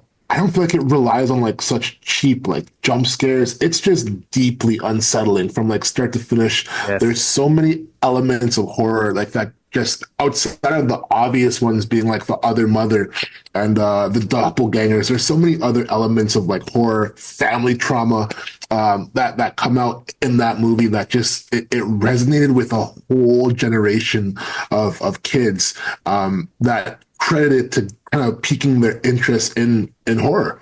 And there's some truly terrifying scenes in it. And like, I remember I covered this one scene. It's like a split-second scene where the other mother is trying to get to Coraline and she kicks her and her face actually like splits open for a split second before like forming back together. It's just so like intense. And that whole movie is just like the idea of a parallel world that seems perfect, but it's hiding something even more sinister, just taps into so many childhood fears in a way that's so thrilling. Mm-hmm. The fact that it all devolves into like a big spider web at the end, it just kind of like, it just shows like how much of it is just a trap, and like, then it's too late, Yeah, exactly. So yeah, my niece is about 12 years old, and that's like her favorite movie right now. I mean, it's still reaching people. Yeah, it's one of my daughter's favorites too. And you still see stuff in store. Like I was in Walmart the other day, and they have a section in electronics that has like NECA and some other stuff. But you see some like Coraline stuff, and you're like, wasn't that like forever ago? But they're still making stuff because it's just that popular still. And that's the song, right? The song is attached to it and everything. So it's so creepy. Yeah, definitely. Walter, what you got for your number 2? All right, this still I think sticks with me and gives me nightmares sometimes. But for several reasons. Return to Oz, guys. Return to Oz is such a wolf in sheep's clothing. I grew up like watching The Wizard of Oz. I loved The Wizard of Oz when I was a kid. I mean, like so many kids did growing up. But it's for all ages. My parents loved it. Like, my brothers and sisters loved it. I mean, like everybody loves The Wizard of Oz, right? When I heard there's a sequel to The Wizard of Oz as a little, 6-year-old, I'm like, oh, yay! Let's rent that from Joe's video and throw it in the VCR. And what I saw, I have never forgotten, and it's climbed up the ranks of one of my favorite movies at this point because of the mark it left on me. A part of my soul is in that film. From just the fact that it is a sequel or a purported sequel, and it's made by Disney, by the way, to what I thought, it's like, oh, it's Dorothy, it's like a sequel to that, but it's more kind of off the books and also just dives into the creepier elements of Oz and everything. And it's this melancholy feel that I've been trying to recreate in like anything that I've made that has that kind of tinge since then. Because you return to Oz, as the title says, but everything is destroyed. People are frozen into concrete statues and everything, and you don't know what's going on. It's kind of like this alternate take on this bright and colorful world that every kid is used to. But I just became infatuated with that, and seeing the 80s effects with the claymation and everything with the Gnome King. It's so unsettling when you have Dorothy about to go into shock therapy. This is a little girl, and they have Fairuza Balk, I believe, play Dorothy there. And she's actually a little kid. I mean, she's not like a 17-year-old like Judy Garland was. I think she was like 10 or 11 or 12 or something. And seeing a kid like that in peril is like, oh, it gets to you, seeing that. And then, the flood that happens after that. I mean, like the production design is incredible in this film. And this is pre-CG, so all this practical effects work that's done, Jack Pumpkinhead, the puppetry done there, even the moose, the Gump. I mean, all the characters are super memorable.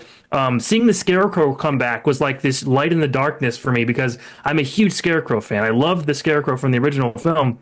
To see him come back at the end was like, yes, something good finally happened. So like all of that stuff, tying it back to the original, but like a distorted lens of that. Princess Mombi with the heads in the glass chambers. My goodness gracious. Like she wakes up and is a headless person. I could talk about this movie for hours. I love how weird it is. I remember I would turn it on sometimes with like my dad and my sister, and my mom would be like, why are you watching this? That's ugly. That's not the Wizard of Oz. Like, it's my Wizard of Oz, Ma. It's mine. Yeah. It's mine. Yeah. It just, it has stuck with me in a way that I didn't think would when I first saw it. Because I was like, oh, I just want to go back to the original and the bright colors and everything. But that's what, when you experience something that dark as a kid, it leaves a very deep impression. And I've just never forgotten it since, and I love it. I love the themes. I love the effects, like I said, and the story, and even the acting is weird. It's just like it's not conventional acting either. Everything about it is great. And it's also that director's only movie, unfortunately, Walter Murch. So, yeah, I would love to make another video about Return to Oz one day, and just to delve into all of that stuff. It's a fantastic movie. It is such like a pivot from the original movie, the original 1930s movie. And honestly, it's so horrifying that Dorothy would be put in shock therapy, but to go from the ending of the original where it's like so hopeful and happy, and then and after that, she got strapped to a chair and was about to be shock therapy. Like, I mean, to be fair, maybe that's the more realistic ending, but it's sort of like that cold splash of reality, and it's a very pessimistic sort of story. And but it's still Oz. You still get those occasional moments of whimsy, and by the end when like the Scarecrow comes back, it's just kind of like splash of cold water because it's like, oh my gosh, something I actually like. Right. So I think that falls in the line of Balk Oh yeah, the Wheelers. Holy The shit. Wheelers, yes. How could I forget about the Oh Wheelers? god. Those things are terrifying. I feel Yes, like if just those anything from that designs. movie I hear about, it's the Wheelers. Yes. From Return of the Oz. Yeah. That's a Yeah, I great- think Bulk's career, like linear path. You know what I mean? Like we all know her as the crazy chick later, so maybe that shock therapy, you know, that's what turned her into all that. You know, Right. Who knows? and she ended up becoming a witch. Right. You know what? So That's so true. Yeah. I found an interview she did where she talked about almost drowning on set. I think she said that in one of the scenes where she's going down like a river or something, she was supposed to hang on to something and she missed it, and she was like gasping for air in the water. And her mom, who was on set, had to like get involved in some capacity. I think I posted on Horror4Kids too. I'll have to go back and look, but there was definitely something that happened there on set with her. Well, they're continuing the tradition of near-death experiences filming Oz movies. Right. Yeah. Won't even get into all the horrifying things that happened on the original movie. Yeah. This there's a lot rain behind asbestos. Ugh. Yeah, it's raining as Jesus Christ. Right. I mean, that's what they used for everything back then, though. I mean, geez. Yeah. Oh yeah, it It's was. just like now Lead you paint, think about asbestos. that. Mm-hmm. Yeah. Anyway, now it's time to get to our number one. So, my number one. So this is the only one in my list that's not primarily made for kids, but I feel like the show is seen by families as a whole, and I saw it as a kid, so I count it. I'm going to go with The Simpsons Treehouse of Horror. And I'm very glad that Twilight Zone got brought up, because if there's anything that took inspiration from Twilight Zone very much directly, it was Treehouse of Horror. Now, I love The Simpsons. It's probably my favorite show of all time. It is absolutely satirical. It's funny. It's timeless. I can watch any of those episodes from I would dare to even say the first 10 seasons. Everybody says first 8. I say first 10 because I think 9 and 10 are okay. But I love the Halloween episodes. The Halloween episodes are key traditional watching every Halloween. I have to binge the Treehouse of Horror episodes because they're so unique to the entire series, and it's an anthology. So again, you can take these beloved characters and put them in horrifying situations just for the fun of it, because it's Halloween. Let's have some fun. And there's so many good ones. I mean, I'm thinking King Homer and the Krusty Doll episode, which was based off of Twilight Zone. Another one was the one where Bart's on the school bus with the gremlin. The fifth episode, the fifth Treehouse of Horror, you have the Shining parody, the Shinning, you have the time travel toaster, and then you have the Nightmare Cafeteria, which is legitimately terrifying. I think that might be the scariest Treehouse segment. It's just the teachers are cooking and eating the kids in the school because they run out. They're down to grade F meat, which is mostly circus animals.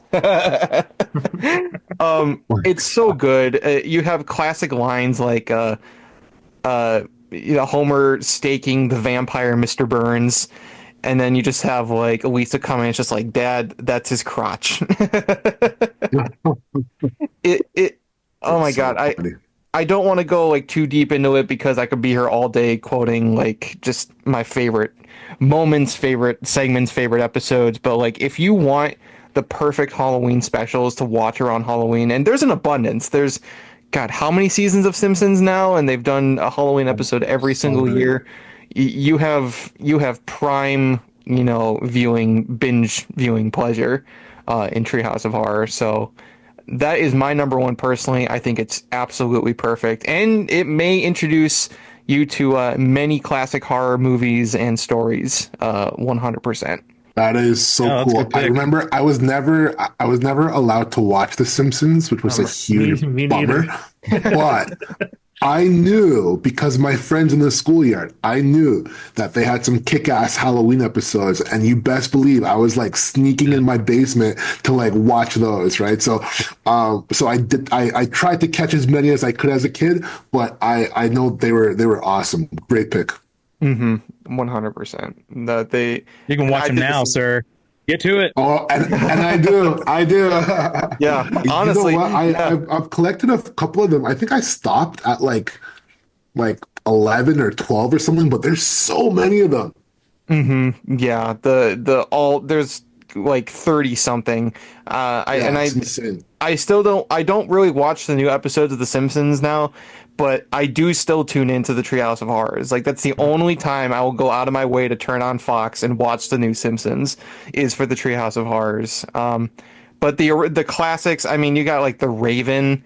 That was narrated by James Earl Jones, rest in peace. But that was perfect gothic, and at the same time you have the humor because it's Homer and Bart, fighting with each other. I don't know. I could go on and on and on, but I love The Simpsons. I love remember, Halloween. is it a Treehouse of Horror where it was like Bart gets killed by Sideshow Bob? Yep. So that was one of the later ones. I couldn't remember if that was like just an alternate thing, but like I still remember that Treehouse of Horror. That one was always like so freaking me because he actually killed Bart. It's like holy shit. There's actually and then the way been it two. ended was still messed up because spoiler alert. Pause for a moment. Okay, so the whole thing like is they're trying to catch a killer. Bart, died, but Sideshow Bob's in jail. But now there's another killer killing like all these other people from Springfield that like have grown up now. Like Nelson is a cop, which is hilarious. But yeah, you're thinking about the one that came out last year. Yeah. Was it last year? Okay. Yeah, it was last year. Yeah. Because like I said, I just watch them every now and again, and I was like, I don't know when this one came out, but it was good. Like, it turns out like Lisa had a psychotic break. She didn't realize that she was the killer, but Maggie's a prison guard. It helps her. It's an elaborate plan so that Lisa could kill Sideshow Bob as revenge for killing Bart. To kill Sideshow Bob as a means to kill Sideshow. So I mean, it was great. Something that Simpsons does a lot now is they try to recreate the 4x3 like cell animation that they had back in the 90s. And that was one of the instances where they did it because it begins with the scene from Cape Fear where Sideshow Bob is singing the HMS Pinafore. But it's an alternate reality where he, like, in the middle of it just stops and is like, wait a minute, are you stalling me? And Bart's like, yeah, I kind of am. And then he just slashes him right in front of Lisa's face. But there is another one that came out a few years prior where Sideshow Bob kills Bart, but then he finds that he has no meaning in his life. So he basically resurrects him and kills them again and again and again. And it's really morbid because he's just keeping this dead kid in his basement. Like his family finds him and he's just cut up into pieces in Sideshow Bob's cellar. It's really, really weird. I mean, there's one more I'll bring up that's recent is that one where Homer eats himself. Like he becomes addicted to himself and he just starts like cutting off his fingers and then eventually he's just like eating his own flesh and he's left just being like a head on a torso with no arms. Holy crap. It's so messed up. Crazy. It's gross. I love it, but it is disgusting. I think it's from the 28th episode. But yeah, like Marge comes in the middle of the night and he's got his whole leg sitting on a skillet over the stove and he's just like oh my god. Oh, it's That's bad. Dark. Anyway, I won't. Yeah, they got some dark stuff in some. I would say watch them all for yourself, but Treehouse of Horror, Simpsons, Halloween specials, those are my number one pick. So Nick, what about you? Fantastic. Mm-hmm. Great. Well, being from Indiana, I left my number one to be Erie, Indiana. Oh, Nice. Or the Goosebumps take, because I think this was earlier 90s. Goosebumps being 95. I think this came out in like 90, 91, somewhere in there. But it had Omri Katz, who most people know from Hocus Pocus, another good children's horror, obviously, but that's so famous at this point. There's no reason to put that on a list because you know about it. But you might not know about Erie, Indiana. And it had some great episodes. It had a great cast. And honestly, it was kind of freaky for what it was. I mean, again, this was a network television show, not a cable one. So they were a little more limited, kind of like Goosebumps was compared to shows like Are You Afraid of the Dark? but what they were able to accomplish was great. I really enjoyed the show as a whole, and trying not to spoil too much, even though at this point it's like a 30-plus-year-old show. So, Yeah, I mean that's such an really iconic show. That's up there with all the '90s kids no horror shows, and it always felt like to me like a Twilight Zone for kids kind of vibe. Like it was just so like yeah, it didn't it was horror, but in a way that was like kind of like atmospheric kind of thing. Yeah. Right. Yeah, That's what I for sure. remember is like the vibe from Erie, Indiana. Yeah, Yeah, definitely. That's So, a did great you ever pick. watch it, Isaiah? I did know watch you're it. I do. the I do younger know kid. that it was. It was airing alongside Goosebumps on Fox Kids. I don't think it was new episodes. It was reruns, and then I believe they had another Erie, Indiana series called The Other Dimension come out, and that was new episodes. That's right. Yep. I liked it. It That one was. wasn't as popular. Yeah, it was. I really enjoyed both shows. I thought it was a good companion to Goosebumps. It wasn't anthology, but it still had that sort of feel to it. It was very sort of that silly, campy style horror for kids. And I enjoyed it. I really thought it. I do think it's up there with like the most iconic of the '90s. I do think so. So I think it's a good pick. Definitely. I think it's another show again that gets kind of overshadowed because it came out before Goosebumps did. I mean, Are You Afraid of the Dark did also, but it did have its own life that really took over, despite not having much merch out there. Nickelodeon being as popular as it was, it thankfully I think had the audience. Yeah.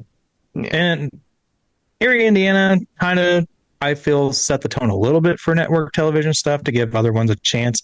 I don't know really too much about like why it ended, because again, it wasn't very long lived, unfortunately. It says But- 19 episodes online here. Yeah, it was a very short run, but I don't know why though. I don't There's really some know why really it good ended. episodes though. But yeah, no, that's I would say that's my number one, and to my knowledge, I believe you can watch them on some streaming service. I can't remember what it is though. Probably Tubi. Everything's on right. Tubi. Yeah, it says Tubi. Everything's on Tubi though. So Yeah, Pluto TV, the Erie, Roku channel. and Goosebumps now. So yeah, watch them It says both. it's on Amazon Prime. yeah, that's true.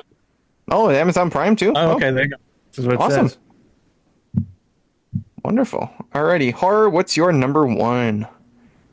My number one is Goosebumps. Goosebumps, but it's already been covered, so that's okay. But as we all know, Goosebumps is the ultimate, right? Like from the book series to the television shows to the movies to the reboots, like there's so much that kids can get into that spans over like decades, right? And in so many different mediums too. There's the graphic novels, the books. There's just so much that like a kid can submerge themselves into. But since that one's taken, I'm going to throw in a little bit of a personal one here, which is Night Books, which came out in 2021. It's a movie. Sam Raimi was the producer behind this one. Ooh. And Kristen Ritter plays a witch. It's essentially the story of like Hansel and Gretel, told in like a 2020s version, right? And the scares in it are top notch. I mean, the whole like witch trying to cook the kids and running around the house. It's such a great movie. There's scenes of there's these like nightmare sequences sorry, not nightmare sequences, but sequences where the kid is reading from a book and it plays out kind of like a nightmare sequence. And like, there's like 3 of them, I think, and they're all so terrifying. And the movie just hit me by surprise. I wasn't expecting such a great kids horror movie out of this. And I was just blown away by what I got. That's awesome. I'll have to check that out. I've never heard of that before. But Yeah, Sam, sure. if it's Sam Raimi, then I gotta Oh. check it out. Yeah, it's Kristen Ritter's awesome. great too. Yeah, this looks pretty cool Totally. on Netflix. All right, I'm gonna add that. Yeah. Awesome. I'll have Yeah. to check it out. And then Walter, end us off. What's your number one? All right, guys. So this whole list is about trying to introduce kids or maybe young teens or whatever into the horror genre. I got one word for you: thriller. The music video for Thriller. Yes. Yeah, that's It awesome. comes around every year. There's the extremely popular song that's attached to it, but the short film that's made from it, directed by John Landis. All the dances in it. People are still dancing the Thriller dance. The makeup effects are incredible. It has like Halloween down to its essence is in that music video, that short film. So for kids who are younger, it's not too scary to where it would be off-putting, but it's scary enough to where it could creep kids out to be intrigued to watch more of something like that. It's short. It's it's not like it's a half-hour episode of TV or anything. It's a short film music video, and the music that's attached to it, everyone knows the Thriller song. So I mean, like everything is just it's made for kids to get into that kind of thing.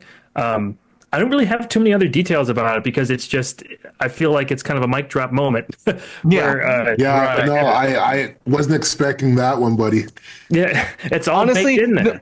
I didn't expect it either, but honestly, the fact that you did bring it up, I'm so glad that you did because I love Thriller. The song is so good, but the music video, the music video was unbelievable when it dropped. It was unbelievable. It was a big deal. Cinema. It's like a 13. I think it's like 13 minutes long, but it's an entire short film just around this song, which is an amazing song already as it is. But you throw in like werewolves and zombies and really good looking like makeup effects. Oh yeah. Was it Rick Baker? I think it was Rick Baker. Yeah. So was it Rick Baker? Worked alongside John Landis on American Werewolf in London, which also dealt with werewolves and living corpses. So there you go. There's so many things you could branch off from this, because Vincent Price does the voiceover, and he's a horror icon. Come on, everything is in this like 10, 13 minute short. You could branch off so many different directions, and it's just perfect for kids. I feel like this is the way to get it. Go to a Halloween party or anything like that without hearing this song at some point in the Halloween season. It's incredible. It's for sure on my playlist, obviously. It's so iconic and easily probably one of the best, if not the best, music video of all time. There could be an argument made there that it is for sure. Honestly, I don't have any objections to that sort of claim. I don't have any objections to it. I think it's such a especially in my household, I just remember it being such a rite of passage if you could sit there and make it through the whole thing. And I have a bunch of older cousins who used to taunt and tease me because I was man, I was proud of myself for making it through the movie theater scene. And then, Michael Jackson's turned into a werewolf. I'm out. And then I could stomach that. And then it's the zombies. I'm out. And so there was I just had to watch it in sections until I could overcome the whole thing. But when I did, man, I'll never forget that moment and just loving the entire thing. The ending where one of the greatest things is I went to IMAX to see House with a Clock in Its Walls. And the only reason, which by the way, another great honorable mention for potential horror film, FYI, for kids. That was a great film. Actually had some really scary scenes compared to what I thought it was going to have in it for kids. But I only went to see it in IMAX because it was the first time they were going to have Thriller in IMAX before the movie started. Wow. So I didn't know much about the movie itself. I only went for Thriller. Thoroughly enjoyed the film though, so that was a plus. But I really went to see Thriller in IMAX, and that was a damn cool experience. One I'll never forget. They need to do that every year for people. I don't know why they don't. Yeah, that's again primary viewing for anybody because that is an amazing music video. Michael Jackson just absolutely killed it at that era with all of his music videos. All of Michael Jackson's music videos. My personal favorite, it's still Smooth Criminal. My goodness. Yeah, so much they made a whole movie about it. I know Moonwalker is so weird, but that's also kind of like Return to Oz, where it really is. I personally love Moonwalker because it's such a friggin' acid trip of a movie. I know it makes no sense, but I know you get to hear awesome music, and that I feel is a great trade-off. So Definitely. I would also say, as kind of a quasi sequel to Thriller, if you guys have never seen the Ghosts short film that he made in like the early 2000s, that's also like way out there and weird, and like goes back to the Thriller spookiness of things. If you've never seen that, like that's something to check out too. That was John Landis. I will right? definitely check that out. I don't think I've think it ever was seen that John before. I'll check it out. Yeah, it's something I didn't expect. I remember like it was on when it first aired, and I was like, this is creepier in some ways, but like there's more of a storyline. That was like Dangerous era, post Dangerous era, Michael Jackson. So, What did you say it was called? The Ghosts? just Ghosts. Ghosts. Okay, I'm gonna have to look that up then, because if it's Michael Jackson, it's gonna be peak. Yeah, 1996. So like I guess a history era Michael Jackson, but yeah, it's really weird. It goes on for a little bit long. It's 40 minutes, so it's more of a movie-ish kind of thing. Oh, wow. That's I a did not long. know that. Check it out if you guys get a chance. Absolutely, Yeah, thanks for that. Yeah, for sure. definitely. But yeah, Thriller. That's wow. That is a great pick. I gotta tell you, man. That is. What a way to cap it. Yeah, definitely. Oh man, and seriously, there are so many other movies and shows that we could have covered here tonight, but for the sake of time and just because we just can't cover them all, I'm glad we were able to talk about the ones that we personally felt affected by and felt were a great jumping off point, because the horror genre is such an elusive genre, even medium of film, and so many people love it, so many people get into it, and there's new fans every day. Why not, find a great place for them to start? So, Gateway Horror is always the great place to really jump off into the horror genre. So, but that is going to do it for tonight's episode of the Goosebumps Crew Podcast. I want to give a sincere thank you to both our guests, Walter Banasiak and Horror4Kids, both for joining us and talking some horror with us. Thank you guys both for joining us. It's always a pleasure being on the show. Thank you guys so much for having me. Keep me posted with any future episodes that you'd want me on, because I'm down. Absolutely. And Walter, thank you. This was so much fun, guys. Absolutely. It's been an absolute pleasure. Walter, where can our audience find you? You can find me on my personal YouTube channel as Walter Culture. That same handle on X or Twitter, whatever it is, Instagram, Facebook. Yeah, well, I'll be having some more content going up soon. I've been taking a little bit of a break as I'm working on a bigger project for Channel Awesome. So if you want to see some Channel Awesome videos that I'll be producing, tune in around the summertime. Awesome. And of course, Horror4Kids, you can catch him over on social medias on Instagram, Twitter, any others I'm forgetting? Facebook, but that's about it. You can catch him on the three big main ones, so you'll find him there. But if you ever want to get just some awesome info, or even just see some nostalgic Horror4Kids clips, he's the guy to go to, so you can check them both out. I'll leave links to both of their social medias in the description below, and as always, you can follow Bjorn and Nick at Goosebumps, Oxyfan, and Sean, respectively. If you like today's episode, make sure you leave a like and comment, subscribe to us on YouTube, follow us on our audio platforms and social medias. We'll have a new episode for you next week, but until then, this has been the Goosebumps Crew Podcast, and from all of us here, we want to wish you all, as always, to take care, stay safe, and have a very scary day.